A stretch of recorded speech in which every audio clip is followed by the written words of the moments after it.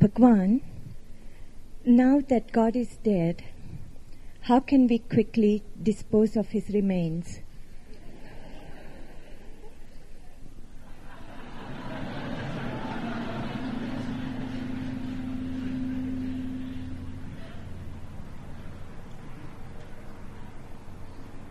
God is not dead now. He has been dead always. So the question of disposing his remains does not arise.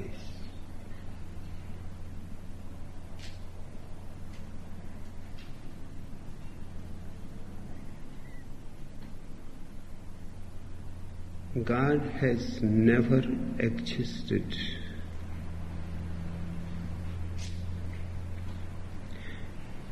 And cannot exist for the simple reason that the whole existence is godliness. To divide God and existence, Creator and the creation, is a stupid duality.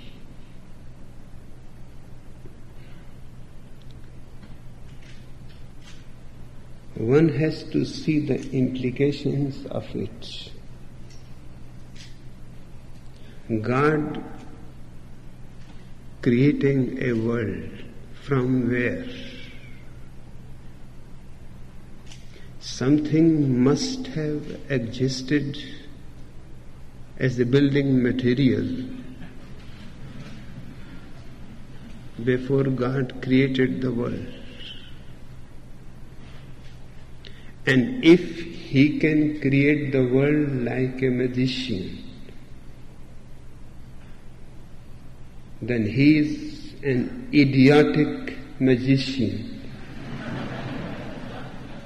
One can see the world as a proof.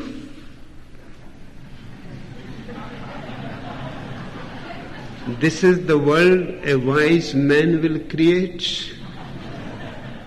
Nothing to say of a wise God. This world shows absolutely that there is nobody behind it consciously creating it. Otherwise, all nonsense that exists should not be there. God created the world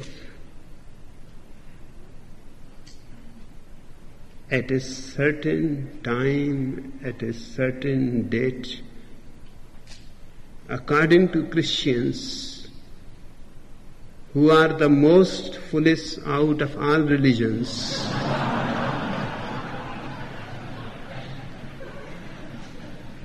He created the world 404 years before Jesus was born.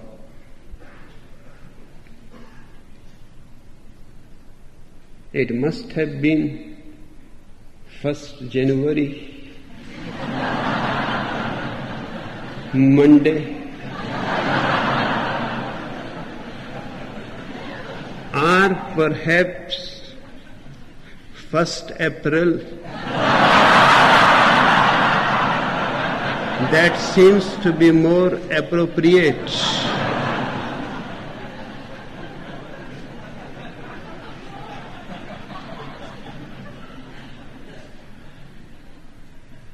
And what He created,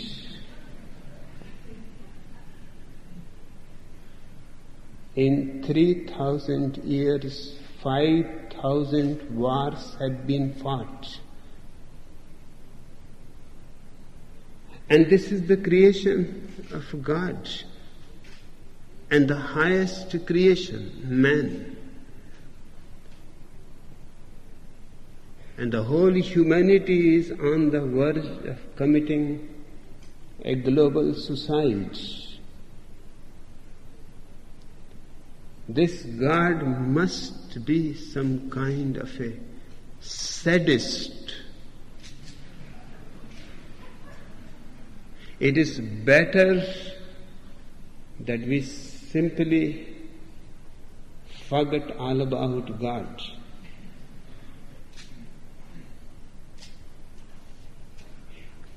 In the course, the Bible is presented to take oath upon it. It is full of lies.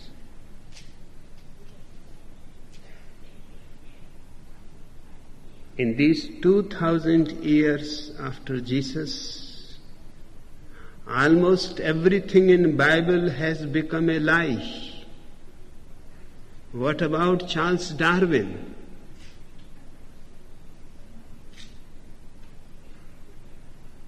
What about Albert Einstein?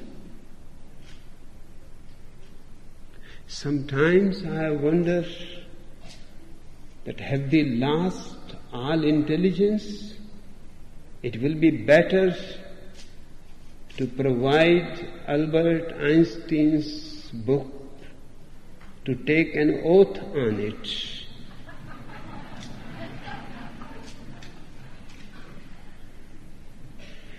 The Bible is so full of obscenity. It is an insult of every court to have a Bible inside it. It is a contempt of court.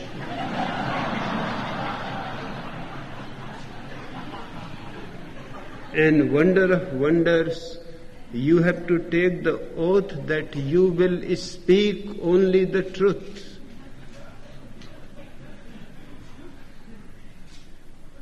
Jesus is born out of a virgin girl.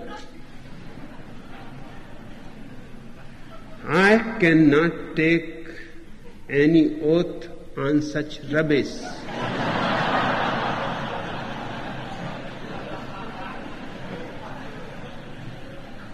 If a virgin girl can give birth to Jesus, then everything is right. Then there is no lie anywhere in the world. All is truth. You cannot lie. It is impossible in the very nature of things.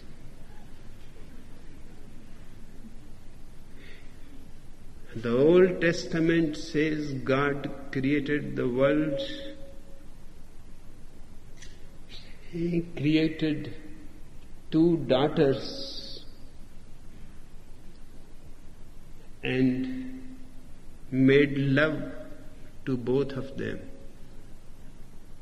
Now the father making love of his own daughters, and this is a religious book, and this is your God. Hang him if you can find him.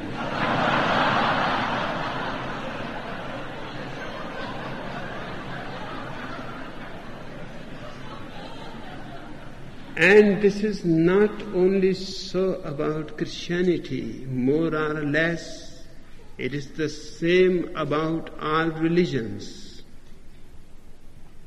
No sane person can believe in God. Only insane, retarded,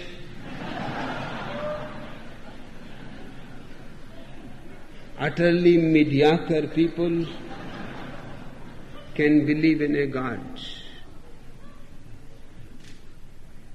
I have not found a single reason or argument given by thousands of priests of all the religions, which has any validity, still God continues to be worshipped. You have made it out of your foolishness, and you are worshipping Him, praying Him. This is not the way to change the world or man or his consciousness.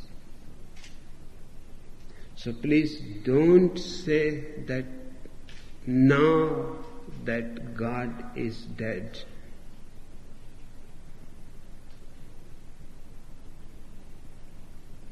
He has never been in the first place to be dead.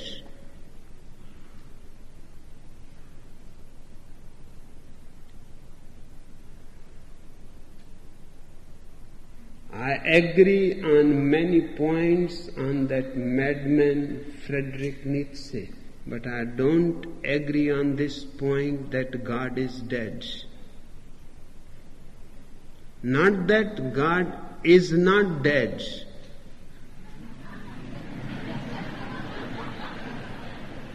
He has never been anywhere.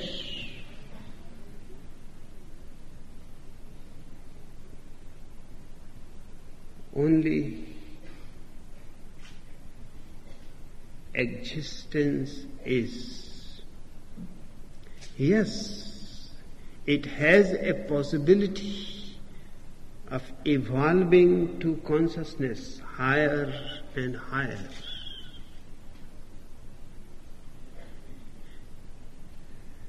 The moment consciousness comes to its highest peak, it does not find any God there. It finds immense beauty,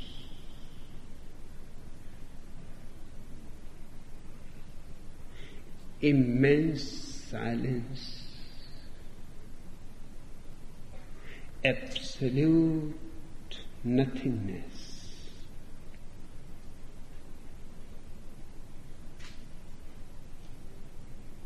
This is I am saying on my own authority and on my own experience. You cannot go beyond absolute peace, silence, ecstasy. It goes on growing, but you never can go beyond it. Hence, my religion is a godless religion.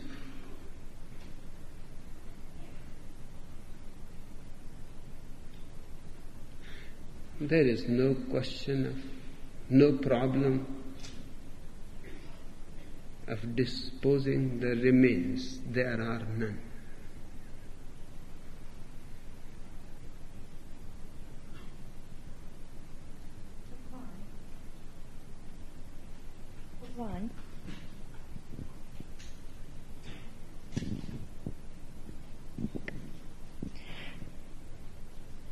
Bhagwan, being with you, I feel so blissful and liberated, and there seems to be no end to it. You must have tricked me. What is your secret?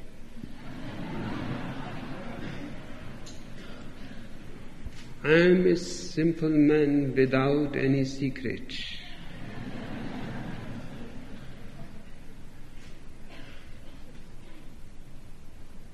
I am just an open book,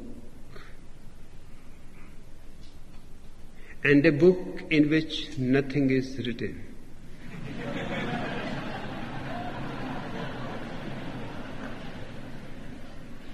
If you like to call it a secret, it is your choice.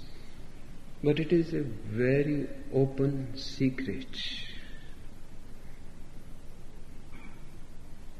If you want to be, learn the art of being not to be.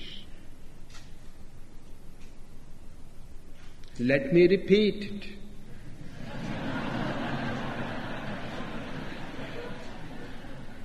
Because I know you are deaf.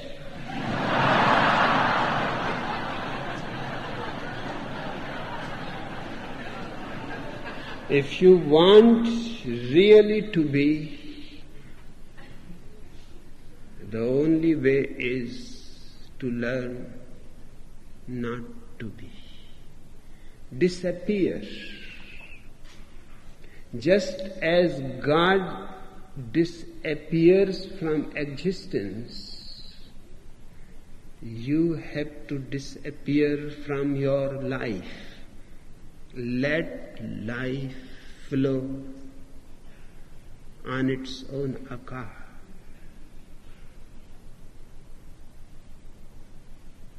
It is the simplest art in the world to be silent. It is not a doing. It is a non-doing. How it can be difficult? I am showing you the way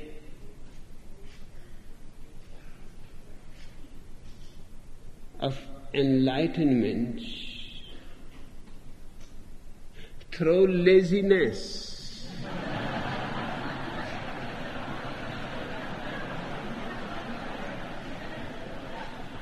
Nothing has to be done to attain it, because it is your nature. You have already got it. Just you are so busy without business.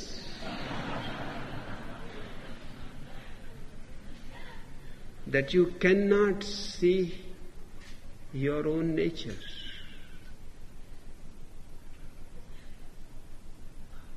Deep within you is exactly the same as it is outside you. The beauty, the silence, the ecstasy, the blissfulness. But please, sometimes be kind to yourself. Just sit down and don't do anything.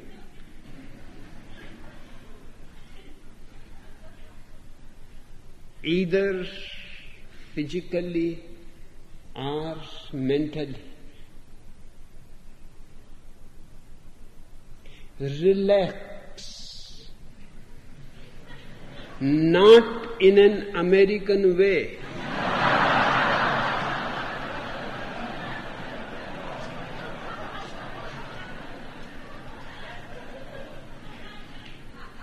Because I have seen so many American books titled How to Relax. The very title says that the man knows nothing about relaxation. There is no how.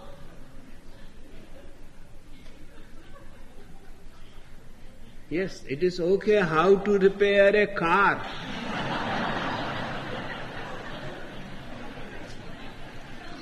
You will have to do something.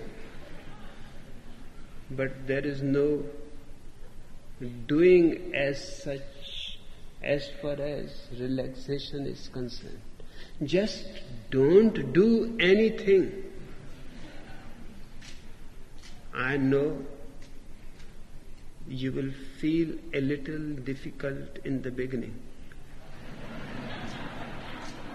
That is not because relaxation is difficult. It is because you have become addicted to doing something, that addiction will take a little time to disappear. Just be and watch. Being is not doing, and watching is also not doing. You sit silently doing nothing, witnessing whatsoever is happening. Thoughts will be moving in your mind. Your body may be feeling some tension somewhere. You may have a migraine. Just be a witness. Don't be identified with it. Watch. Be a watcher on the hills, and everything else is happening in the valley. It is a knack, not an art. Meditation is not a science, it is not an art, it is a knack.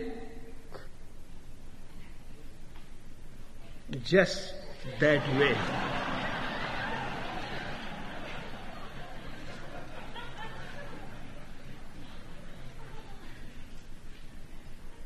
All that you need is a little patience.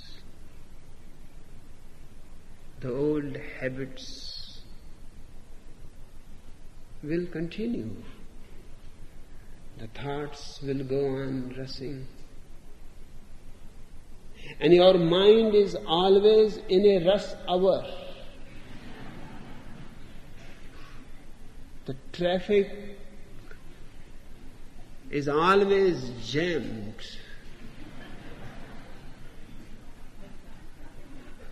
Your body is not accustomed to sit silently. You will be tossing and turning.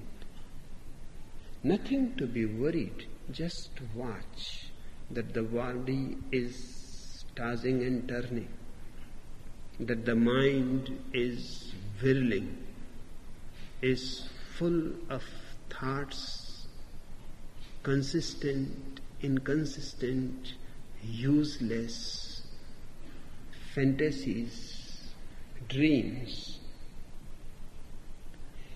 You remain in the center just watching. All the religions of the world have taught people to do something. Stop the process of thought. Force the body into a still posture. That's what yoga does. A long practice of forcing the body to be still. But a forced body is not still. And all prayers, concentrations, contemplations of all the religions do the same with the mind. Force. Don't allow the thoughts to move. Yes, you have the capacity to do it. And if you persist, you may be able to stop the thought process. But this is not the real thing. It is absolutely fake. When stillness comes on its own,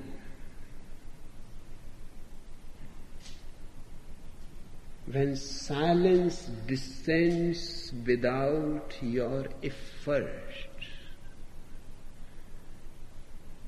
when you watch thoughts and a moment comes that thoughts start disappearing and silence starts happening, that is beautiful.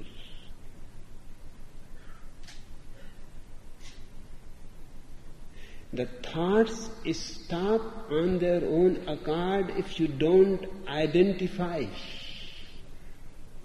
If you remain a witness and you don't say, this is my thought, you don't say, this is bad, this is good, this should not be there, and this should be there,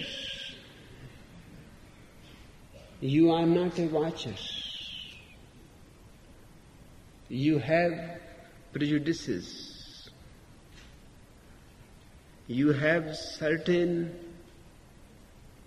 attitudes. A watcher has no prejudice. He has no judgment. He simply sees like a mirror.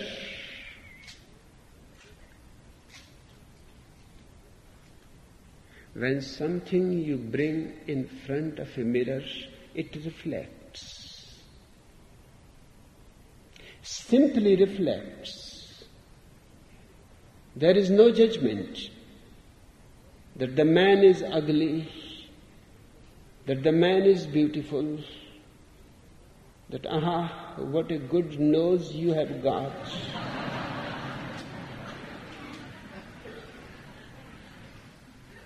The mirror has nothing to say. Its nature is to mirror, it mirrors. This is what I call meditation.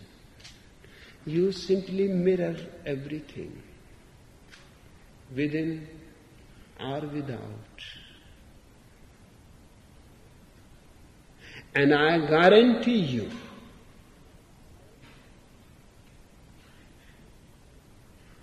I can guarantee because it has happened to me and to many of my people.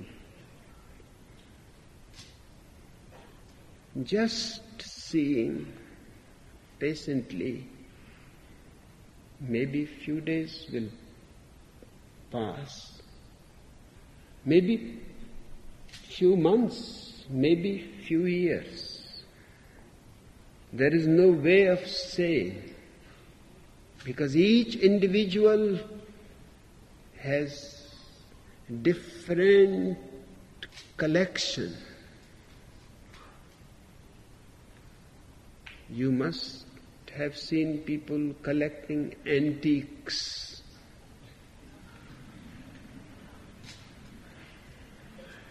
Postal stamps.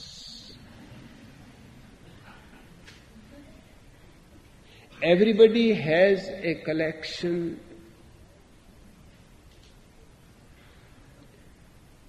different. The quantity may be different, hence the time will be different. But go on remaining a witness as much as you can. And this meditation needs no special time. You can wash the floor and remain silently watching yourself washing the floor. I can move my hand either unconsciously without watching, or I can move it with full awareness.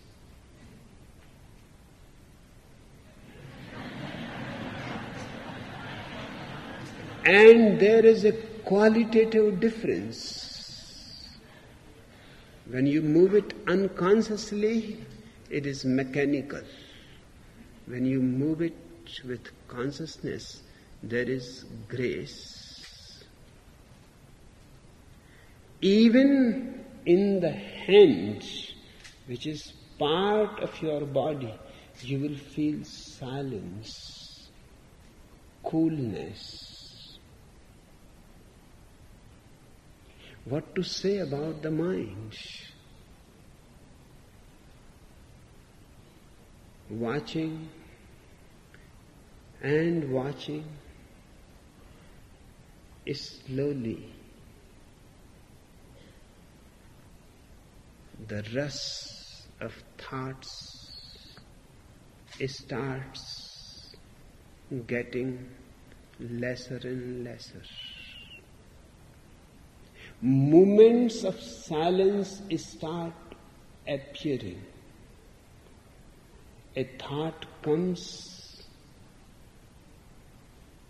and then there is silence before another thought appears.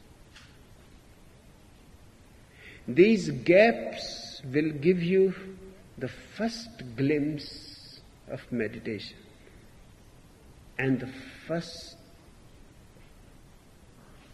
joy that you are arriving home. Soon the gaps will be bigger. And finally, the gap is always with you. You may be doing something, the silence is there.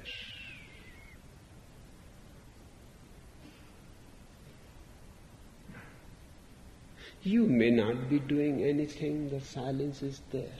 Even in sleep, the silence is there.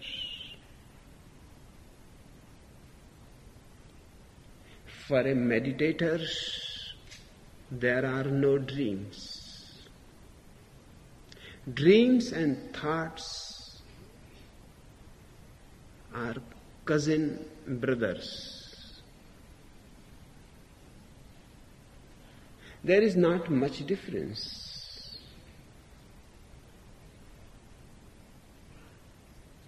If thoughts disappear, dreams disappear. And if you are 24 hours,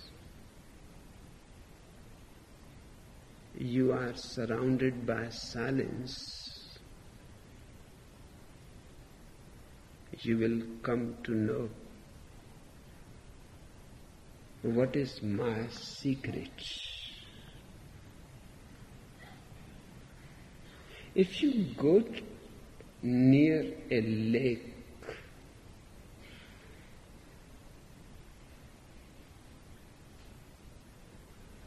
you start feeling cool. There is no secret in it. The milieu. You go to the forest and you feel the difference in the atmosphere. You are the same, but the atmosphere around you is different. When you come to me closer, and to come closer to me, you are not to walk and sit by my side. To come closer to me is to be not a Christian, not a Hindu, not a Mohammedan, not a Buddhist, not a communist. To come close to me means you don't cling to any ideology. You don't go on holding the past. To come close to me means you start living moment to moment. Neither the past means anything to you, nor you are worried about the future. This very moment becomes the only reality. In fact, it is the only reality. And if you can be in this moment, you can be on a far-away star. You will be close to me. And you will feel a serenity, a silence, a lovingness, which you have never known. I am not doing anything, remember, so don't be grateful to me.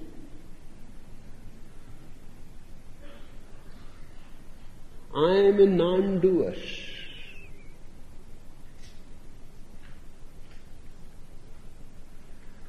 I am just being available. That is not much of a doing. I am available as the trees in the forest and the lakes and the ocean and the sun and the moon. I am available. Now it is up to you to come close to me or go away from me.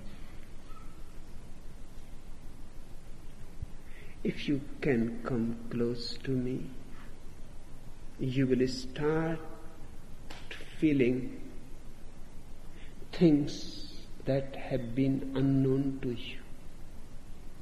And soon you will realize that what you are feeling close to me, you can feel yourself wherever you are.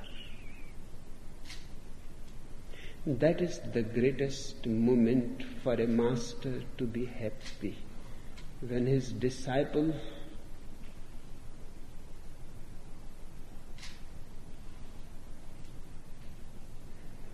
can be on his own.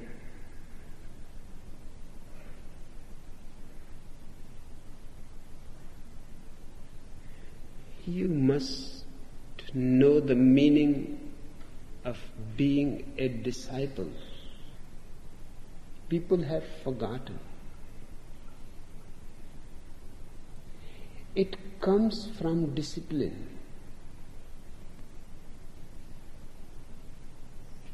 And all the religions have corrupted the meaning of discipline. Its root meaning is learning. Coming close is learning. What I have got, you have got. I am aware of it, you are not aware of it. Coming close to me, you will learn that my God,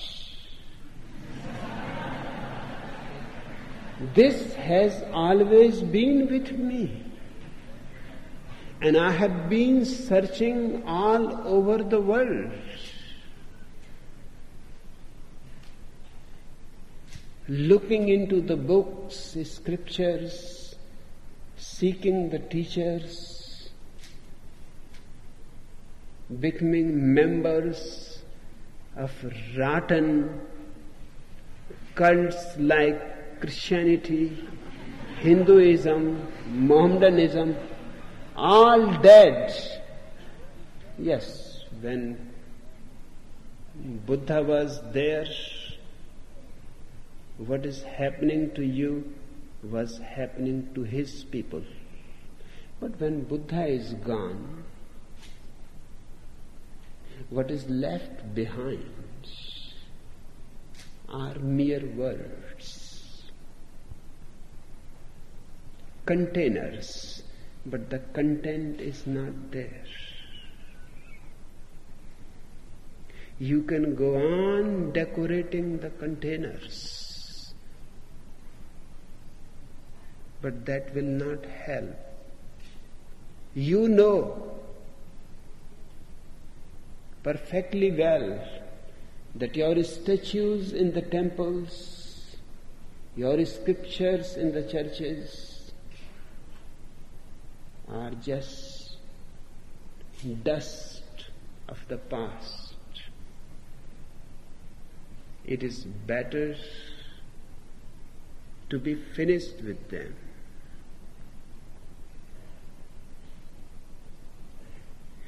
But why you are seeking? You are seeking because you are not aware that you have got it already.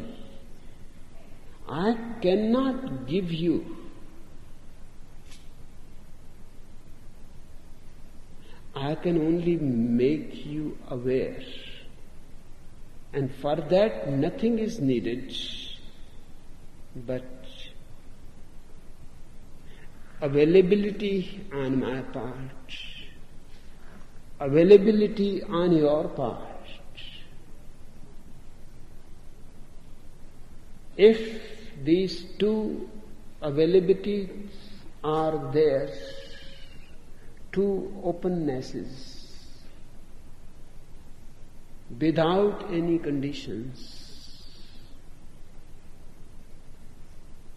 it clicks. Suddenly, you become a mirror.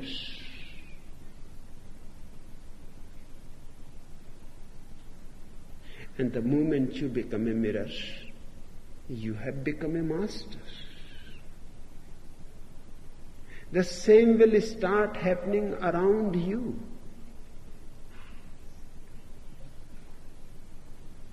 So I don't want you to remain always disciples.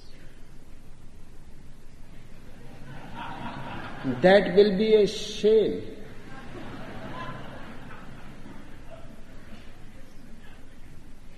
In the past,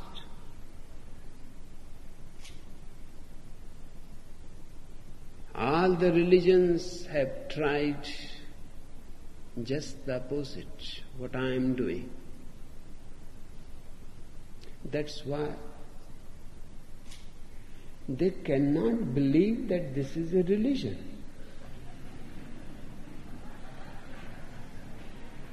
I am changing the very definition and the foundations.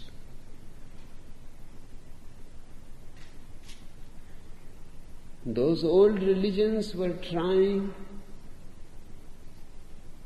that Jesus Christ is the only begotten Son of God. You are not.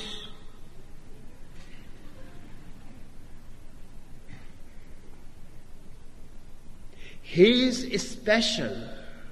You are ordinary. He comes with a message from God, from above.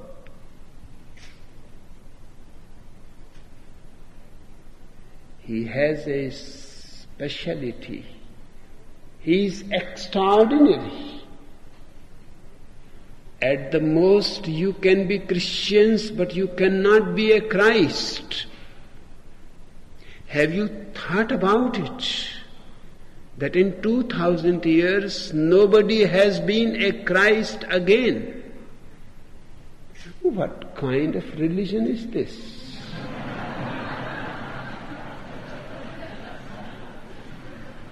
Just Christians.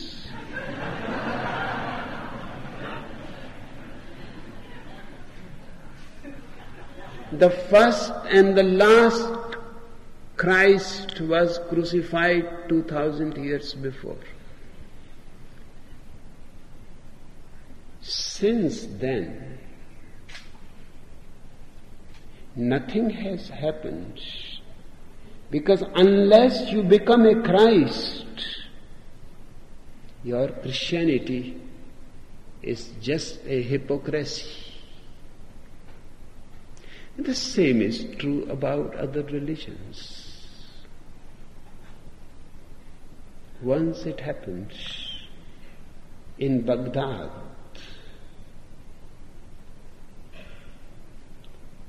Khalif Umar was the sovereign. A man was brought to him who was claiming that he has been sent by God. He brings the latest denomination, the latest message, because Muhammad is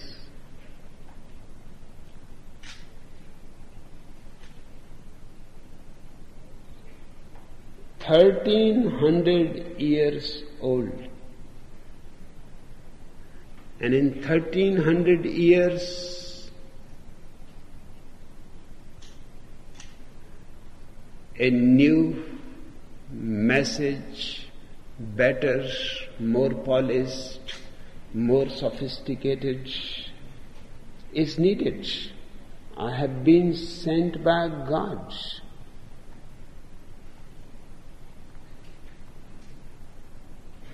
Now, Mohammedans cannot accept anybody after Muhammad as a prophet.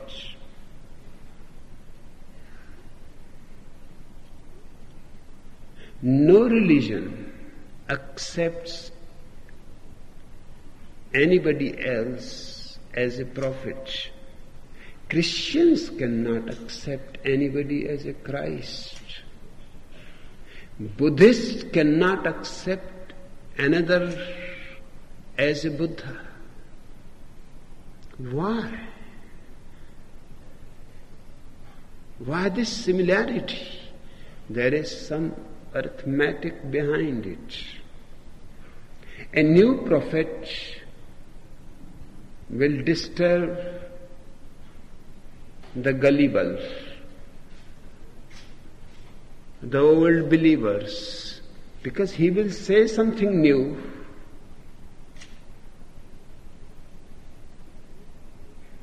He may say something against the Quran, the Bible, the Gita.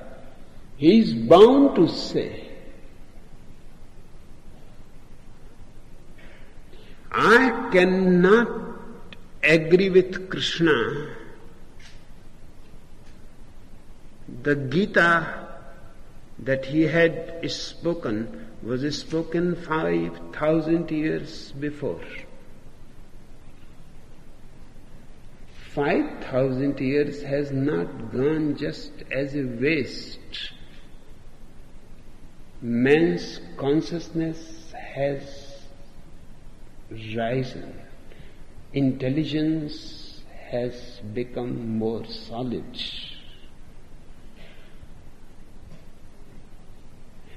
And what Krishna teaches is violence. If Krishna is right, then Third World War is perfectly okay.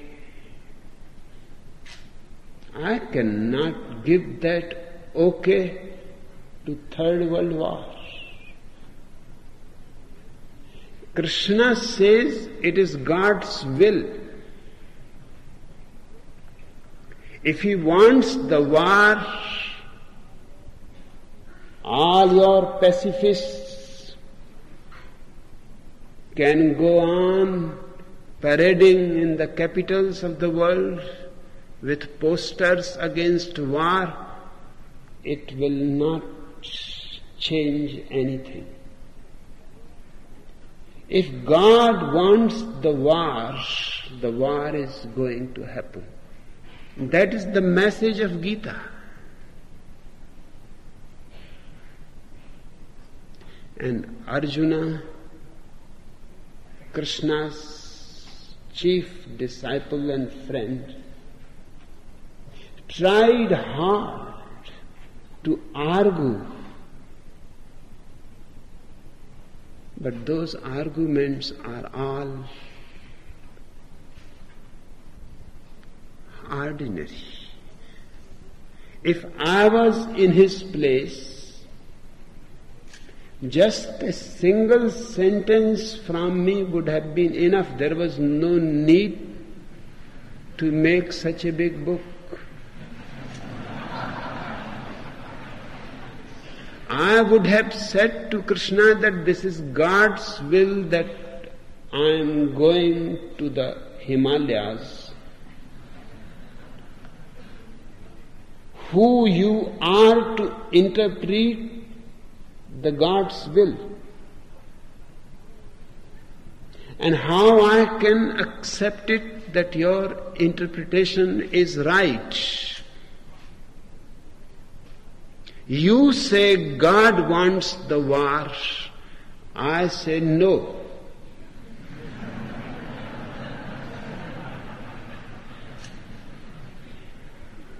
And in fact, the no seems to be more rational, more loving, more meaningful, more humane. Rather than arguing with that man, Arjuna had just to see that I have accepted your idea that whatsoever happens, happens according to God,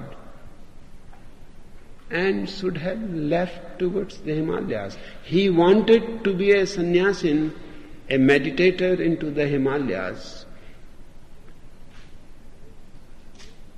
Krishna could not have been able to stop him just because of his own argument. Arjuna would have said, if war is to happen, God will bring me back. But you keep quiet.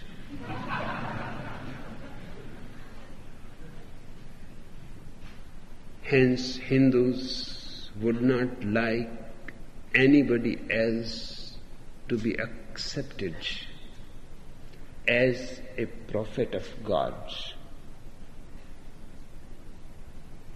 Muhammad talks nonsense. You cannot expect anything better from an uneducated man who could not write, who could not read, who has never been in any way a meditative man.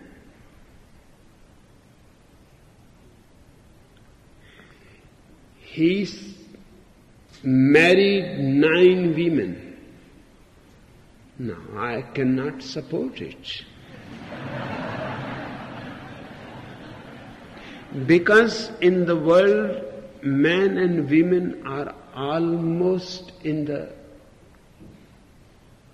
equal proportions.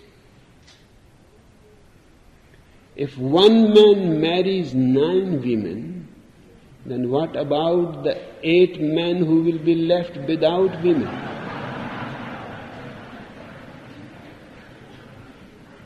Then California will be all over the world.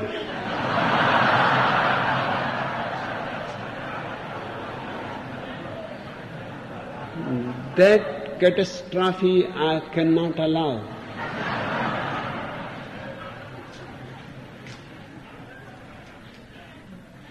I would rather love that California goes down into the ocean with all its homosexuals, with all its perverted. It will be better, far more beneficial and a blessing to the humanity. But Muhammad marries 9 women. Of course, he is a messenger of God. For Mohammedans, he allows to marry 4 women. Naturally, he has to keep himself higher. Mohammedans are still marrying 4 women. Nobody of any intelligence can see the point. These are the people who will create prostitution. They have created prostitutes. Because what about the 3 men whose women they have married?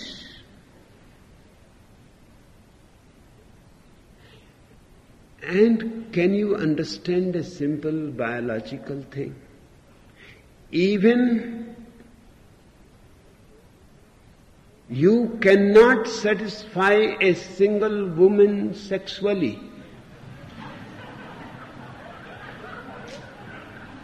What about 4 or 9?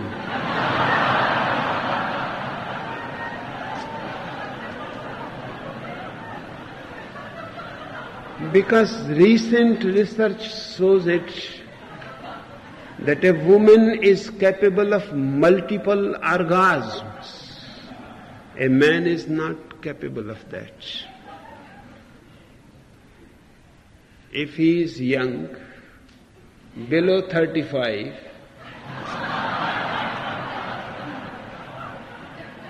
he may be able to have 1 orgasm. And I am saying maybe. It is not certain. Because man is in such a hurry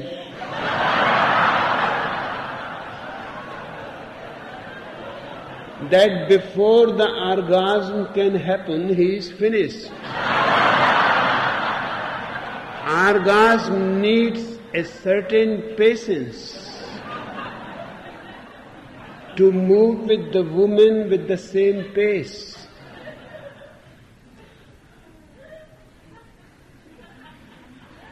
The woman moves slowly. By the time she comes to her orgasm's time, the man has gone to sleep and is snoring.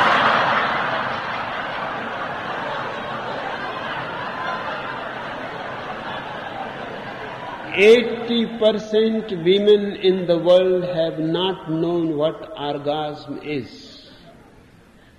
And in a country like India, 99% women know nothing about orgasm.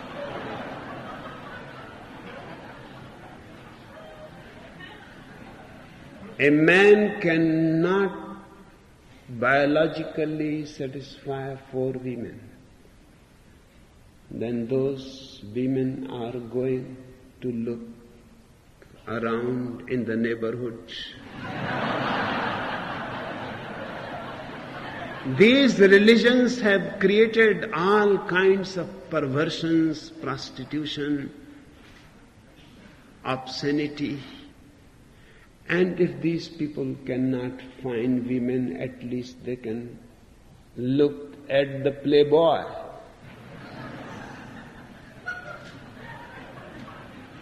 Just naked pictures of women. One feels the world has lived in an insane way. Will your hunger be satisfied by seeing beautiful dishes in a picture?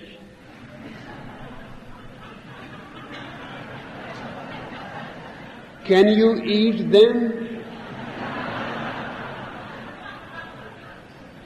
But that is what is happening to man's sexuality. He looks into magazines, vulgar, obscene, naked women.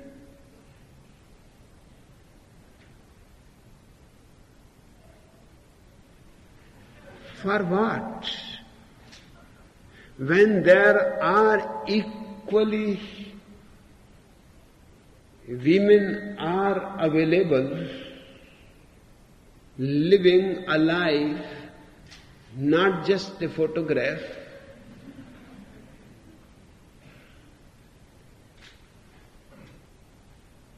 Four women to one man. But this is nothing. 4 or 9. Krishna had 16,000 women to him.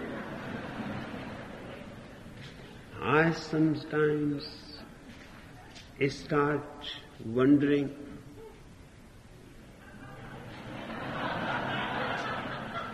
"16,000 women, even to remember their names is difficult." I know because I have sannyasis, more than 500,000 around the world. I cannot remember their names.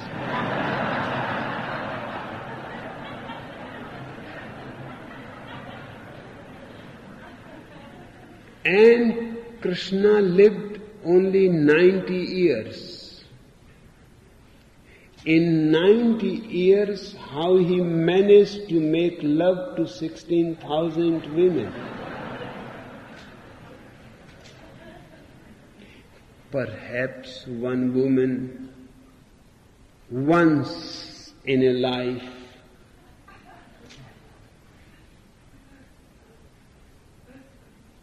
And then she's abandoned. This is ugly. That's why new prophets are not allowed by any religion. Because they will look, scrutinize, see that these things are ugly. In Baghdad, this man declared that I am the prophet of God, the latest, and I bring more sophisticated message than Muhammad. Mohammedans cannot tolerate it. Umar himself was a very cultured man, but you may be cultured,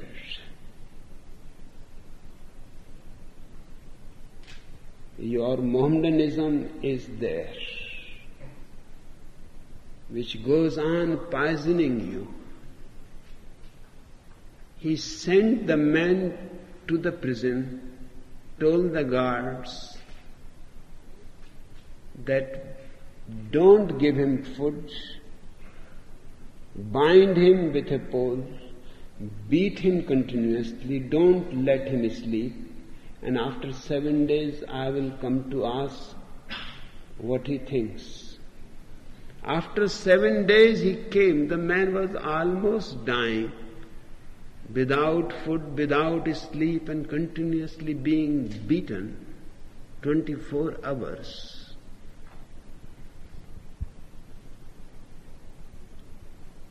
Umar laughed and said, "Now, have you changed your mind, or do you think you are still the last messenger of God?"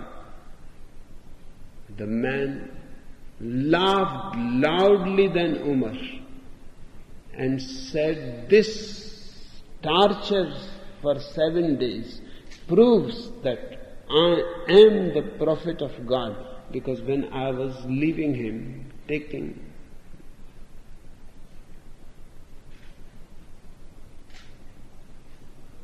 my voyage to the earth, I had asked him that they had not behaved well with prophets in the past. What is going to happen to me? He said, you will be tortured. You have proved that I am really the prophet of God. Before this torture, sometimes I used to doubt that perhaps I am imagining. But now there is no question of doubt. At that very moment, from another pole, another naked man who was there for 1 month continuously being tortured, shouted, Umar, don't listen to that idiot. I have not sent him.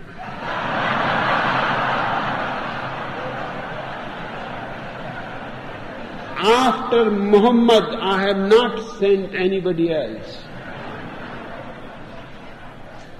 1 month before, he was caught declaring himself God.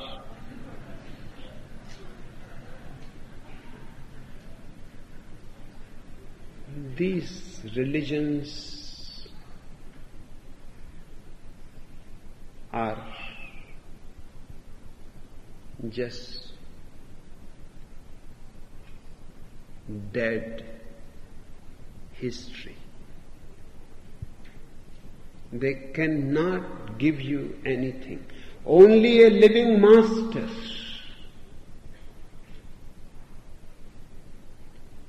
is capable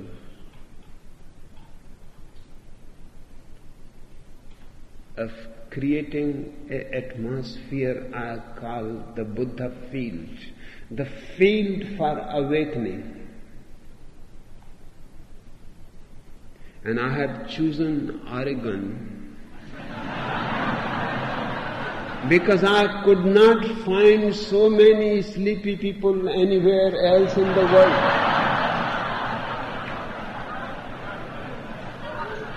Otherwise, who has ever heard of any prophet in Oregon?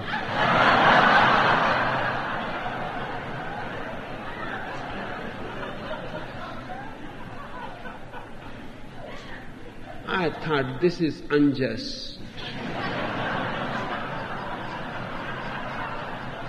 Even a small place like Judea can claim Jesus.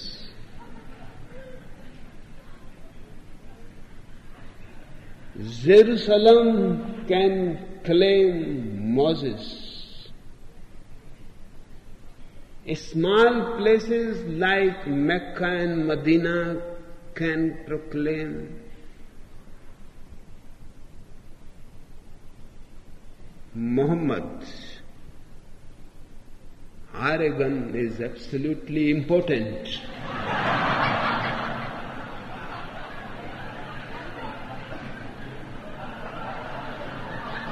I thought it will be good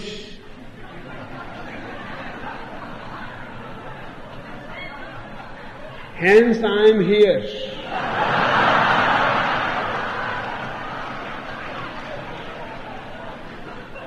But to wake up a sleepy man is always a difficult job. The sleepy man does not want to wake up. Sleep helps him to forget all the worries of life, troubles of life. Sleep is a narcotic. It is a drug.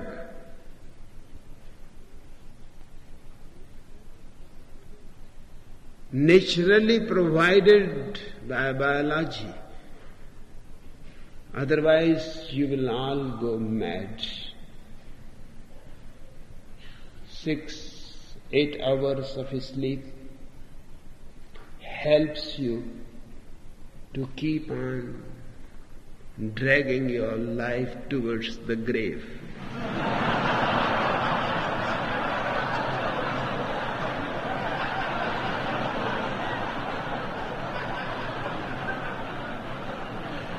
Naturally, Oregonians are disturbed.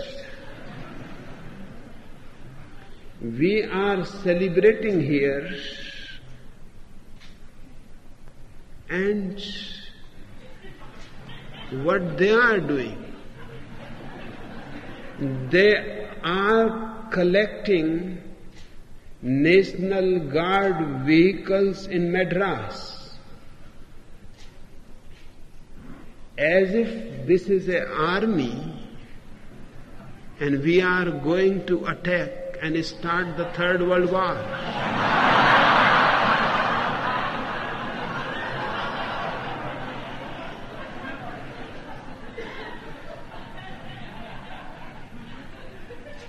We believe in love, we believe in silence, we believe that man can live in coexistence with nature, with other people.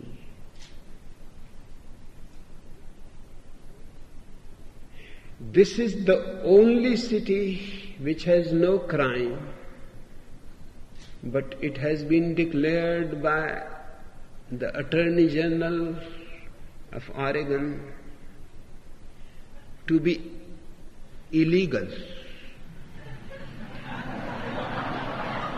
This is how sleepy people behave. In their sleep, the only legal city looks illegal to them. We have no crime, no prostitutes, no stealing, no drugs. This is our fault.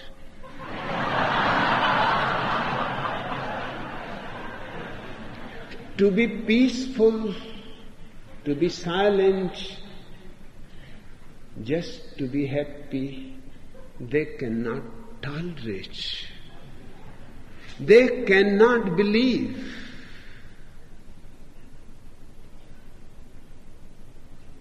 Because it has never happened in their life. Poor people. I really feel sorry for them.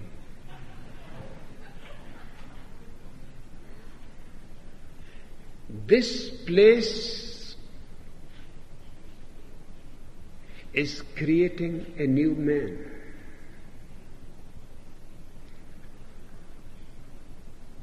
But naturally, the old mind will create every difficulty, will use every means so that the new man is not born. Why? It hurts. Seeing a man dancing, singing, enjoying,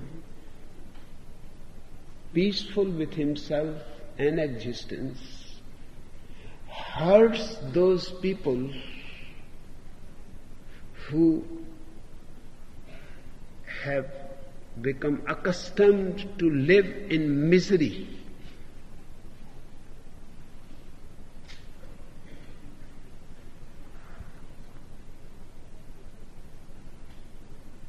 Who have become accustomed to live a life which is not living at all. They cannot tolerate you. I have heard about a woman who was ugly. really ugly.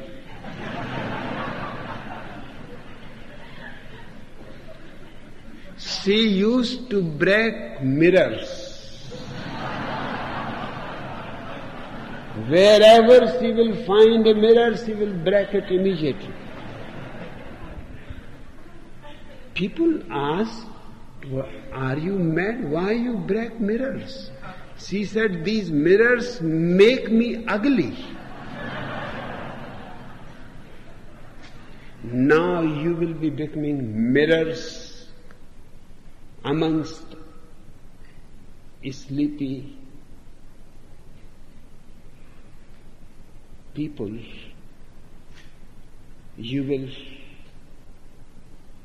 disturb their sleep. They are going to destroy you. And remember,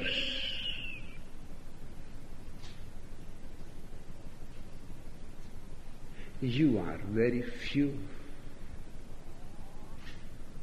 They are many.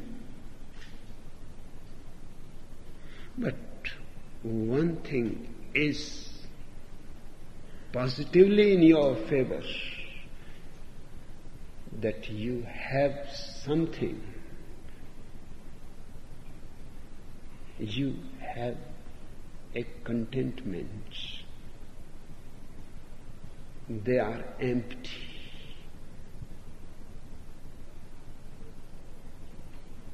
Just kick the empty boxes as hard as you can.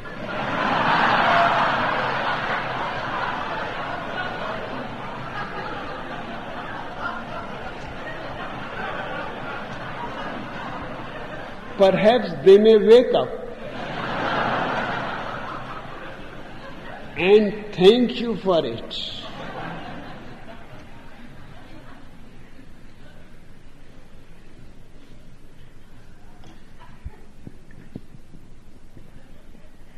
Bhagwan, why are only intelligent people able to realize true religion?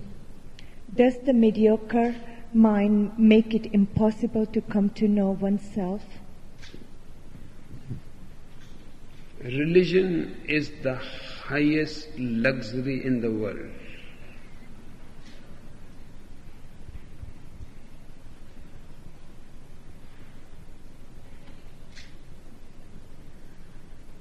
The idiot cannot realize it by remaining idiot. The mediocre cannot even conceive its possibility remaining a mediocre. Only the highest intelligence can reach to that point where religion flowers. Religion needs courage, intelligence, daring, because you are going higher and higher in the world of consciousness. The mediocre has no idea that there is anything higher than himself.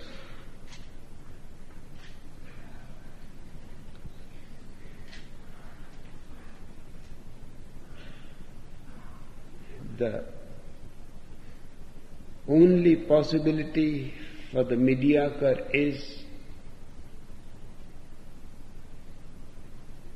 that he can drop his mediocrity.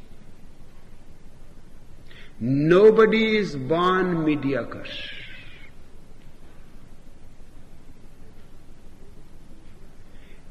People are made mediocre by the politicians, by the priests, by the education system. You think you go to the school to be made more intelligent, you are wrong. You go to the college, you go to the university.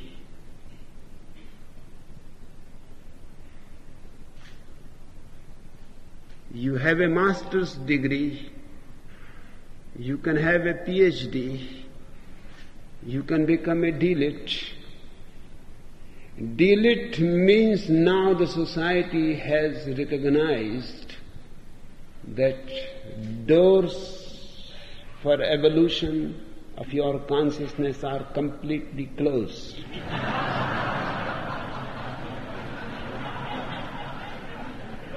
Now for you there is no way. The whole educational system is arranged in such a way that it teaches you, trains you for memory, not for intelligence. And these two things are totally different. A very intelligent man may not have a very good memory. In fact, to have a good memory means you are mediocre.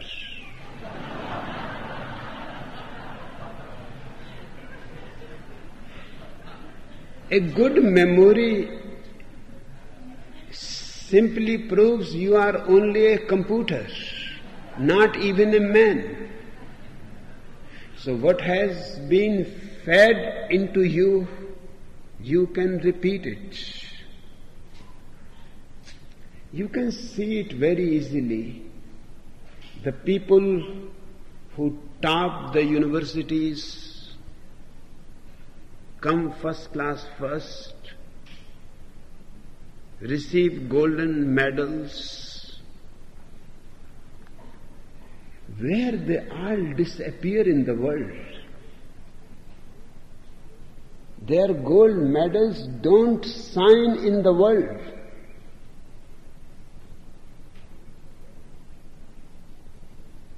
In the world, you will not be able to recognize them.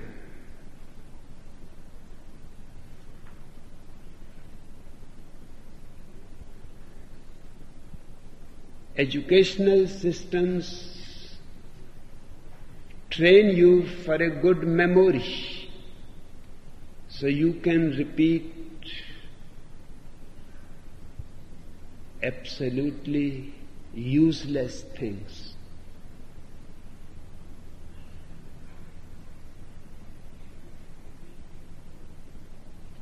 When Genghis Khan was born, now what purpose it serves? In fact, if he was not born, it would have been better.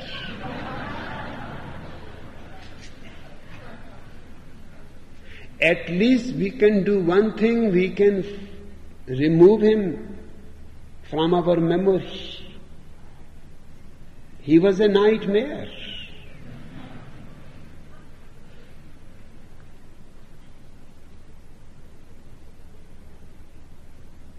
When the Second World War began, this is history. You have to memorize it. And when you memorize history, Genghis Khan, Nadir Shah, Alexander the Great, Napoleon Bonaparte, Joseph Stalin, Adolf Hitler, and other idiots,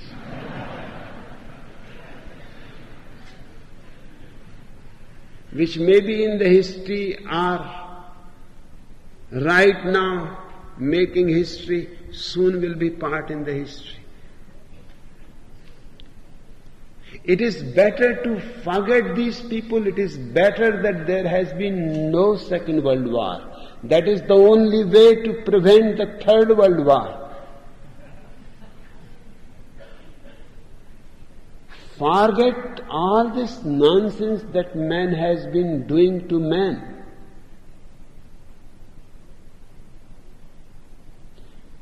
But the whole educational system is to make you memorize. And man's mind is capable to memorize without any limit. It has been found that it is possible because in a man's small skull there are millions of cells which memorize. It is just like tape recording. All the books in all the libraries of the world can be memorized by a single person. That much capacity your memory has. But then you got lost in your memory. You forget what intelligence is. Intelligence is totally different. Intelligence is the capacity to be silent, to be awake, to be able to see the truth. But nobody is interested in truth. In fact, they are all against it. Because what will happen to all these politicians around the world who are constantly lying, if truth is known, they will go down the drain.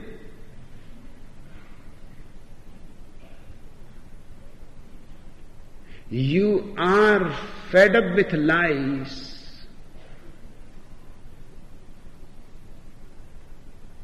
And you are distracted from intelligence towards memory. Memory is part of your brain. And you live your whole life in the brain.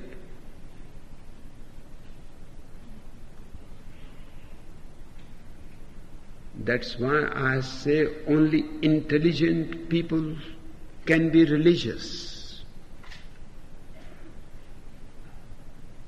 Just by being a Christian, going every Sunday to the church, listening to the same boring sermon, no argument, because argument brings intelligence in. Every religion expects you to believe. The unbeliever is condemned. And without doubt you cannot increase your intelligence. This is the trouble. All the religions are helping you to remain mediocre, stupid, by emphasizing belief. Believe in God. Believe in virgin birth of Jesus Christ. Believe, because those who believe will attain to paradise. They are giving you good awards. Just believe. Just the other day,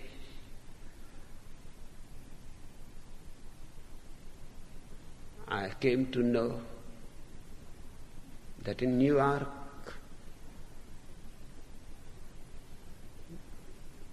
the anti-abortionists were having a conference that abortion should be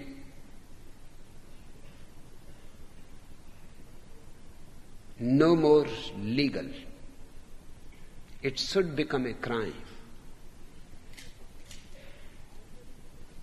All the religions of the world agree on such points. It is very strange. They don't agree on any theological points,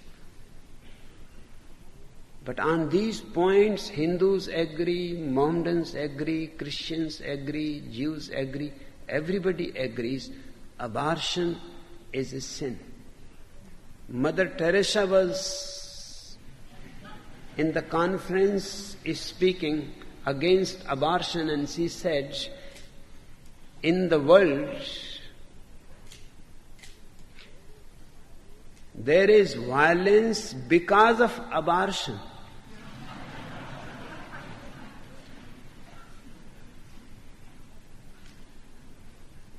I could not believe. If somebody had said in the world the violence is because of too much population, that would have sounded truer. But this old woman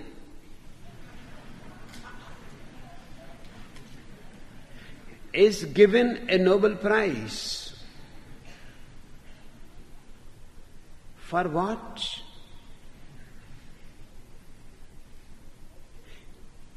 Everything she does is against humanity. What arguments she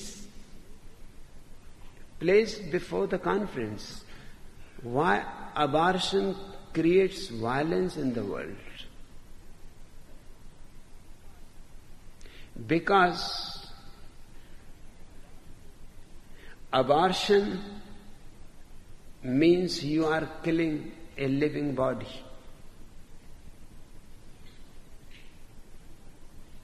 So you are making people killers of their own children. If they can kill their own living children, that opens the door to violence. The argument looks good. But it only looks good.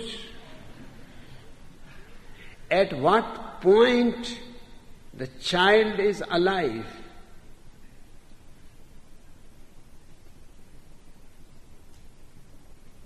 If abortion creates violence, then at what point child is alive?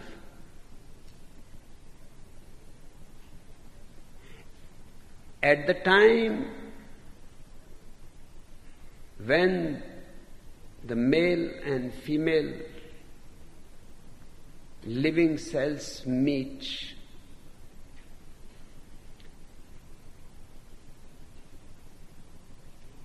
is that the point of life? It has to be. Because otherwise, from where life will come? But if it is life, that means when the living cells were male and female, the female eggs were in a woman's body and the male cells were in a man's body. Were they alive or not? Celibacy kills more than anything else.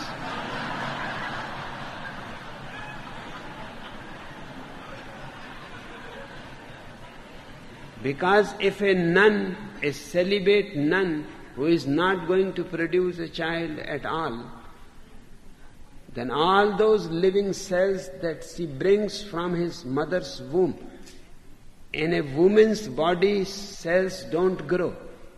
She brings them from the birth. All those eggs waiting to be alive, waiting to be Ronald Reagan,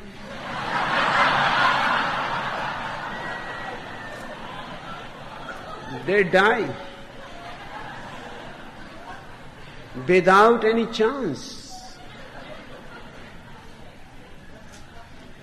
And do you know a man, a single man, produces in his whole life, after 14 up to 50, so many living cells that a single man can populate the whole world.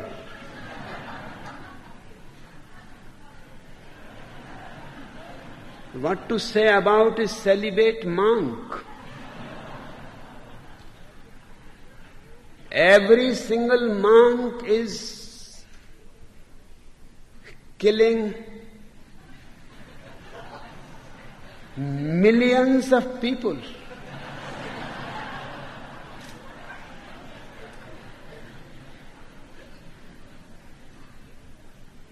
From where the violence begins?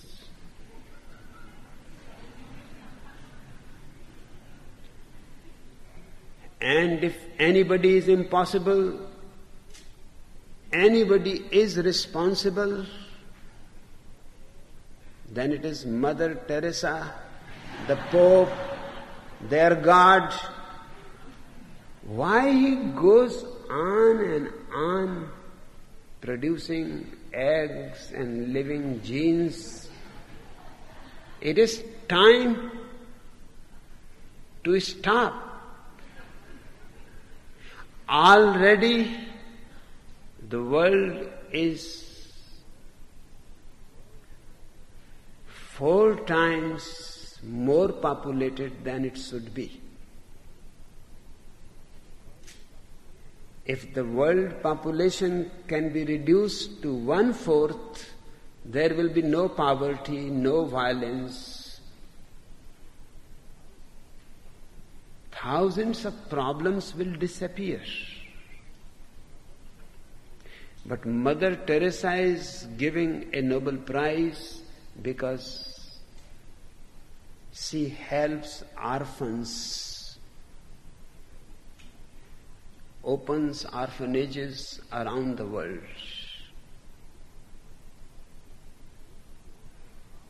She is creating problems. These orphans will create children.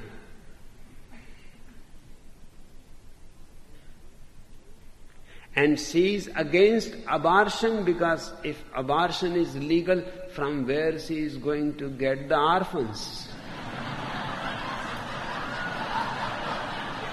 And what about the Nobel Prize?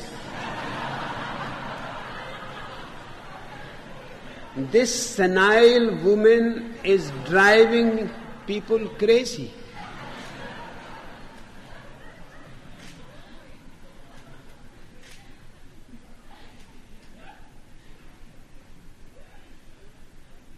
Absolute birth control is needed at least for 2 decades. Absolute, I say.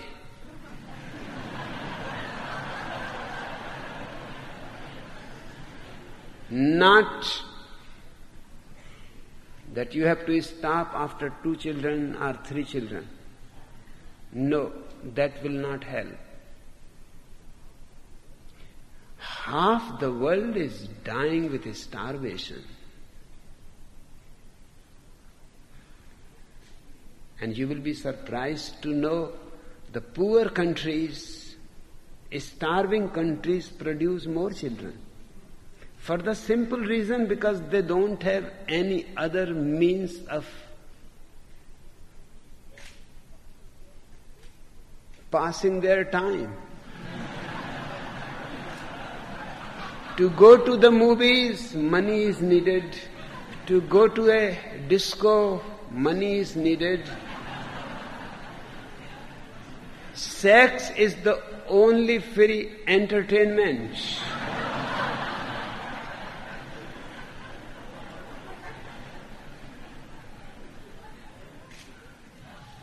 Absolute birth control is needed. This is the only city where no child is born in 4 years.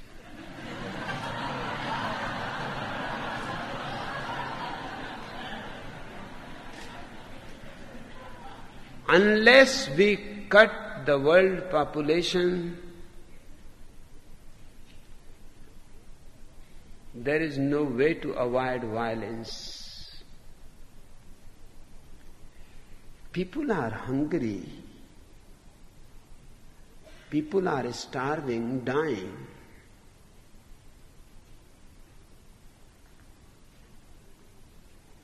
When somebody is hungry, he is going to steal. When somebody is dying, what does he care if he kills somebody else and gets money to survive? Because lust for life is the basis of all biological growth. A man can do anything to survive. And secondly, if abortion becomes illegal, Pope would like to make all birth control methods illegal. Abortion is illegal, birth control methods are illegal. Can you think what will happen to this world? Everybody will be at everybody else's neck just to survive.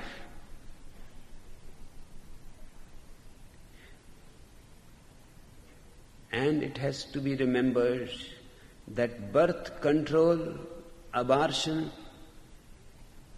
have given women the same status as men, equality. Otherwise, the woman can never be equal to man. In poor countries, she is continuously giving birth. Every year a child. She is always pregnant. She cannot work. She cannot be financially independent. She cannot get as much educated as men. She cannot be in politics. She has to take care of the children. Birth control methods, abortion, these have made possibilities for women to be equal to men. Otherwise, all talk about equality is bogus, false, pseudo.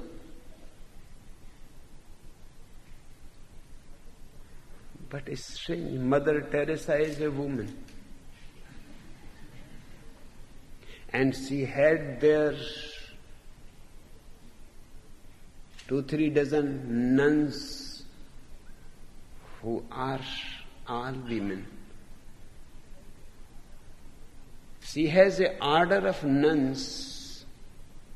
They don't even see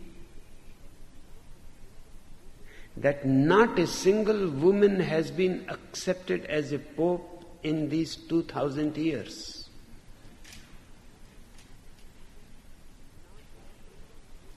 Not a single woman has been accepted a Christ, a Buddha, a prophet? No.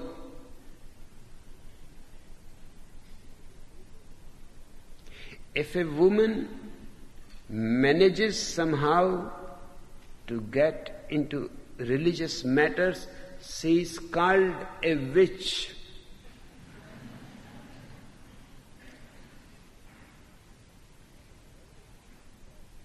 The word is not bad.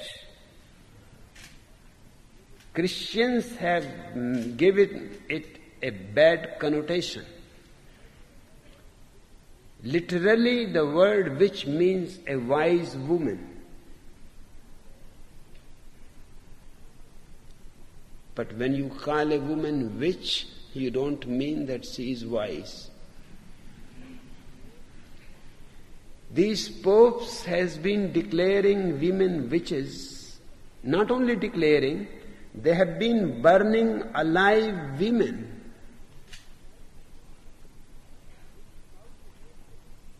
In thousands, the whole Middle Ages they were burning witches.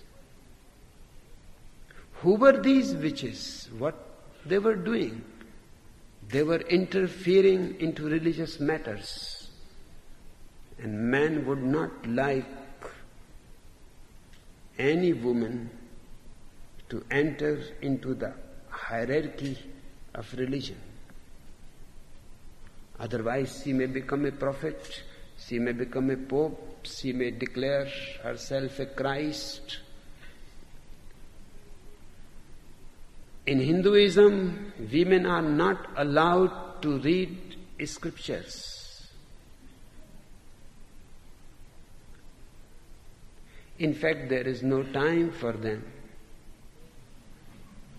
Taking care of the house, taking care of the children, and they are continuously pregnant.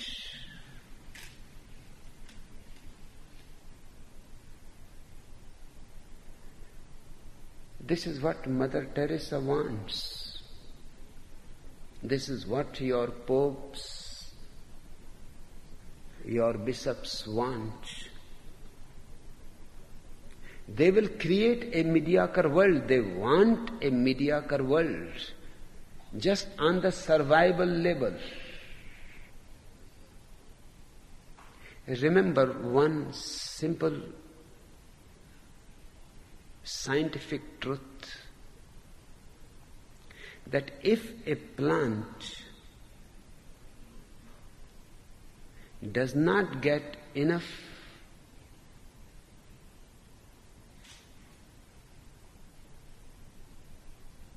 water,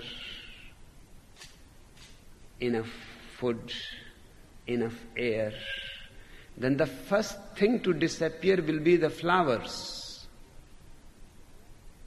They are the most delicate. Higher a thing is, it is more delicate. It is more fragile.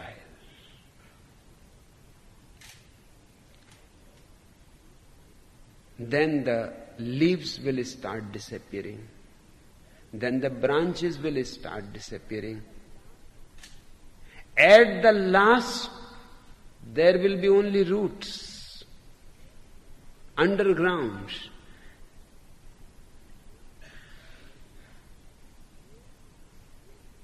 The same is the situation in every dimension. If you don't allow man comfort, luxury, time,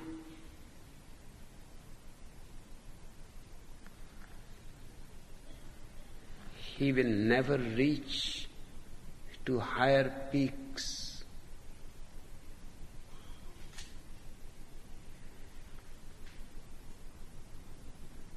You are, on the contrary, prevented to reach towards religion.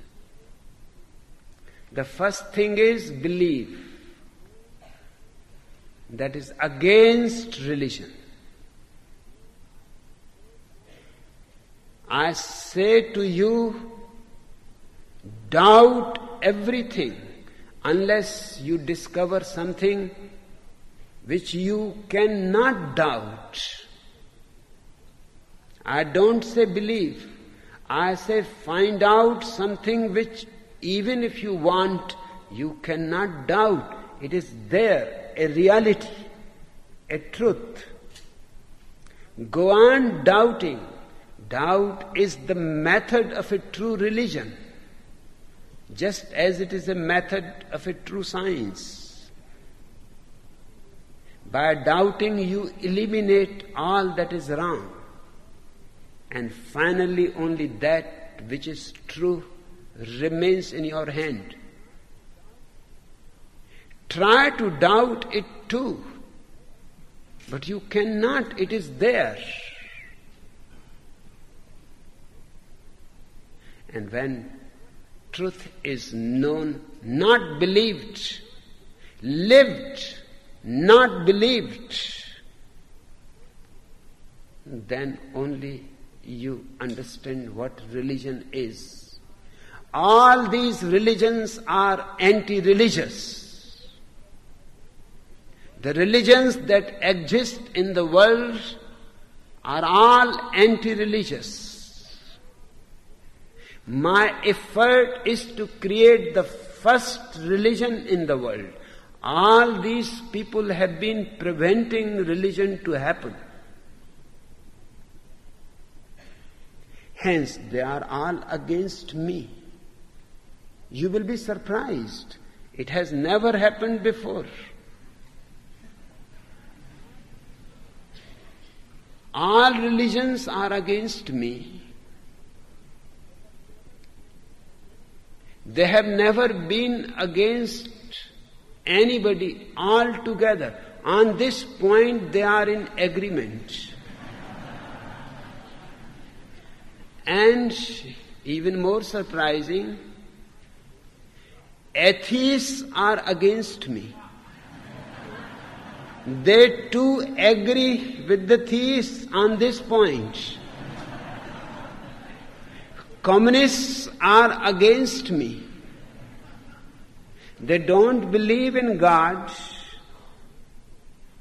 They don't believe in soul. They don't believe in meditation.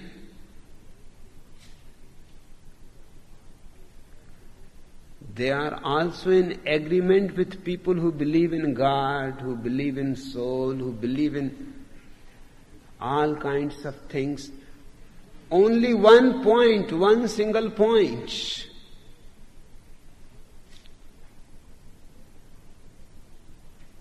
They are all agreed.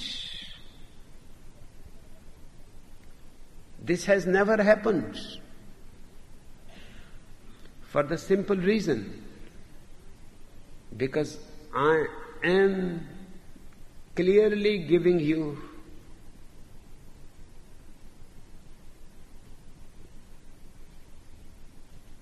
the indication, my fingers are pointing towards the truth. Belief is not needed. Scriptures are not needed. Prophets are not needed. God is not needed. A tremendous courage to doubt everything is needed.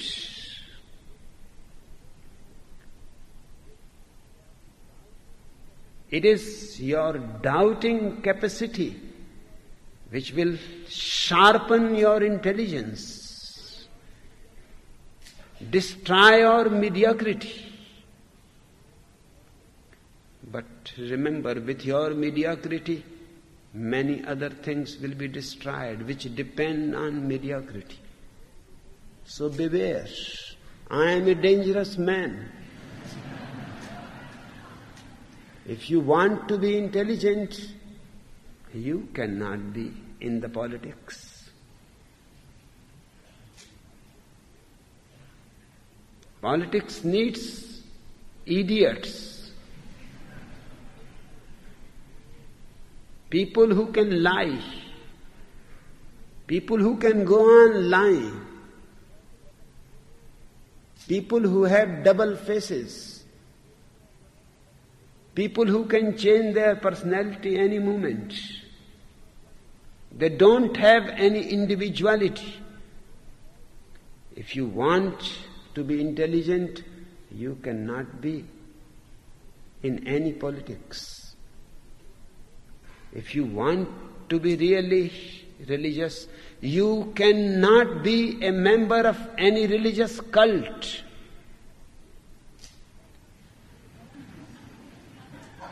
You have to be free. You have to be individual. You have to be on your own. It will be fearful in the beginning because you have always lived in the crowd. The crowd gives you a certain coziness, warmth. You will be in the cold, alone. If you are ready to be alone and in the cold and ready to go in darkness in search of light, it is yours. Okay, see.